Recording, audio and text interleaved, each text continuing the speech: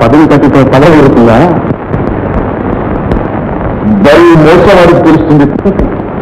తలదిన్నని గోడలు వేసుకుంటే నొప్పి తీరదో బొక్క పెడుతుంది. చాలు మోహన్ ని చిరు సారస్యం. మనకున్న లోకానుభవం నీకుంటే ఇలా కసి తీసుకుని చిండి కొట్టరా. దయానికి మీద కసి తీర్చుకోవాలంటే కత్తి నుండి లాభం లేదు. నోరవలసింది నీ బుద్ధి ప్రకారం, నీ బుద్ధి తెలుసుగా. ఇదిగో నువ్వు దయానికి చంపేవనుకో, నీ నాణ్యాన్ని రిటర్న్ టికెట్ మీద వెళ్ళడా వచ్చింది మెచ్చుకోవడానికి. పోనీ నువ్వు చాలా ఘనకార్యం చేశావని పోలీసులు నేను మెచ్చుకుని నిర్వహిస్తా. చెప్పరా మోహన్, నేను కలవరపడుతున్నావు. లేదు, తెలివి తెప్పించడానికి ప్రయత్నిస్తున్నా. పిచ్చివాడా, అన్ని చోట్ల ఆయుధాలు పనిచేయవు. కొన్ని చోట్ల నీ తెలివి ఉపయోగించాలి. తెలివి నువ్వు ఇరుక్కోకుండా ఎదుటి వాళ్ళు ఎరికించి విక్రించాలి. లేదు ధర్మపుణ్యసాలు. మనం ధర్మం కర్మం వదిలిపెట్టి చాలా కాలం. బ్రదర్, మనం చెప్పేది యథార్థం, పన్నేది పద్మవ్యూహం. నువ్వు మాత్రం నాకు అర్థం అవ్వలేదు. నీకు ఈ లోకం తీరు వ్యక్తిగా ఉంటబట్టినట్లేరా ఆనంద్?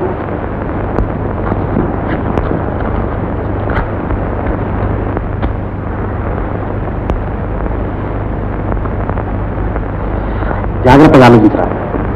దయానిధి నీ తండ్రిని కత్తితో పొడిచాడా, కర్రతో బాగాడా? నమ్మించి మోసగించాడు.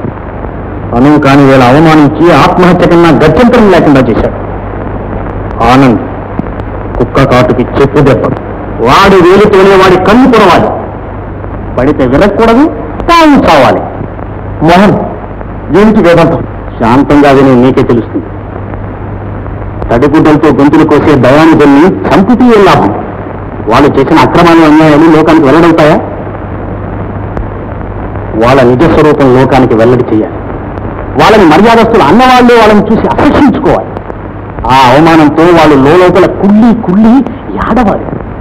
ఆ కన్నీటితో మనసు శుభ్రపడి మనిషి మారిపోవాలి.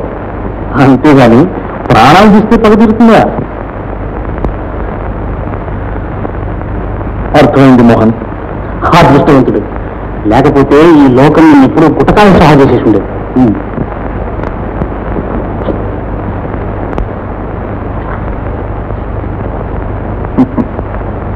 మోహన్, నువ్వు చెప్పింది నిజం. అయితే ఆ కట్టుబడి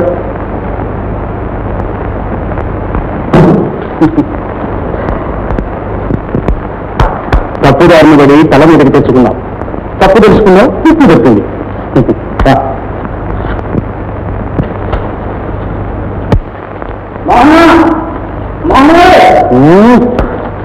ఓహో Shankar, Shankar, good morning, good morning. అంతా బాగున్నారా? వస్తాను, మళ్ళీ కలుద్దాం. గంగలనా ఏది డబ్బేది? డబ్బు డబ్బు డబ్బు ఎప్పుడు ఆగూడదేనా? అడిగితే గొడవ. ఎప్పుడు అడిగినా ఇదిగోనంటా అదిగోనంటా ఇలా కనపడతా అలా అమ్మాయంటా. ఏంటిది? మెల్లగా మాట్లాడవా. పెద్ద తినలేకుండా ఏంటి విడిపదారులో? నువ్వే పెద్ద మనిషినా? ఇచ్చిదా ఇవ్వచ్చిదా ఖచ్చితంగా చెప్పు. ఉంటే ఇవ్వాల్సిందే, లేనప్పుడు ఏం చెప్తా? అయ్యో బాబోయ్, ఇదిగో ఈ పప్పులు మన దగ్గర పడతావు. ఈ వేళ నా డబ్బు నాకు అక్కడ కక్కుతో కాలు కడతాను. ఏమిటయ్యా నీ జబర్దస్తి? నీ డబ్బు ఏమిటి? నా దగ్గర చేతులు తీసుకునేది. చేతులు తీసుకున్నాను నేను నీ దగ్గర. ఎవరు చూసారనుకుంటున్నావు? నీకైనా మర్చిపోయిందా? కూడా మాట్లాడుకుంటానే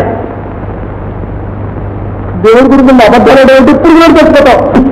నీ శాపాలు ఏదైతే ఆ ఋషులు చేసిన తపస్సులన్నీ శుద్ధ దండగా దేవుడి ముందు కర్పూర వార్తి నువ్వు నాకు బాకీలన్నీ ప్రణాళిక నా డబ్బు వేస్తా. ఇప్పుడు ఎన్నా చూడు అద్దది మాట కదా కదా. ఇదిగో దాన్ని పెట్టి కర్పూరం తెచ్చుకో.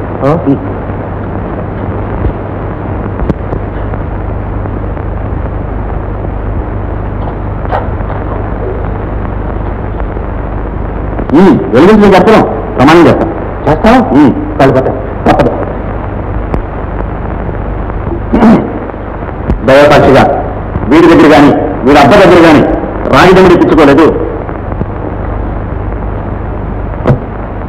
చాలా అయ్యో బాబు, నువ్వు దేవుళ్ళ మోసం చేశావు. ప్రమాణం చేయమన్నావు, చేశాం. ఇక మాట్లాడకుండా బయటకు వెళ్ళు, లేకపోతే కొడతావా? ఎంతకైనా తగిన పురుగులు ఆడిపోతాయి పురుగులు. నీ నిజంగా అతని దగ్గర డబ్బు తీసుకోలేదా? తీసుకొస్తే నేనేమన్నాను? రాజు జమ్మిది పుచ్చుకోలేదన్నాను. పుచ్చుకున్నవి 10 శిఖా రూపాయలు బ్రదర్, శిఖా రూపాయలు. వాడు మంచిగా ఇస్తానంటే విన్నాడు. ఇప్పుడు చూడు కుక్కలా పోతున్నాడు. దారుణం. దేవుళ్ళు అద్దం పెట్టుకుని అవసరాలు గడిపిపోవటం మహామోసం. ఇదిగో బ్రదర్, మనకు మోసం చేయాలనే ఉద్దేశం ఏ కోసనా లేదు. వాడి డబ్బు కావాలి. చేతికి రాగానే అనాపైసంతో వాడి మొహాన్ని బారేస్తాం. దీనివల్ల ప్రస్తుతానికి తగు తంటా ఉండదు బ్రదర్. మనం అప్పుడప్పుడు దీన్ని కొంచెం వాడతాం. దీన్ని తెలిసిందా? నీకెక్కడ తెలుస్తుంది? నీ తల్లో కత్తి బియ్యం తాండవిస్తుంటాను. ఎంతసేపు రక్తం కూని, రక్తం కూని. కూనీలు చేయటం నాకు ఇష్టం. నా తండ్రి చిత్త నా గుండెలో రగులుతుంది. అది ఎలా తెలవుతుంది? నాకు న్యాయం ఎలా లభిస్తుంది? నా బాధ్యత తెలవుతుంది. నా చేతి దాని చెప్పు చెప్పు ఇది దాని.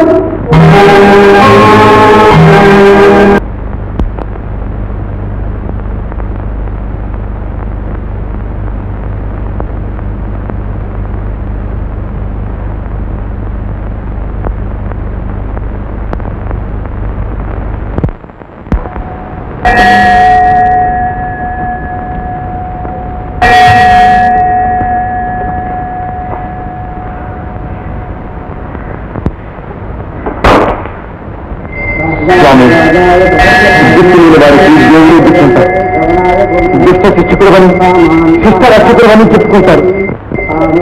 నా తండ్రి దుర్మరణాలు కారకుడైన ఆ దయానికి మీద పగతీర్చే భారం నీదేస్తాను. పగతీర్చే భారం నీదేస్తాను. పగతీర్చే భారం నీదేస్తాను. పగతీర్చే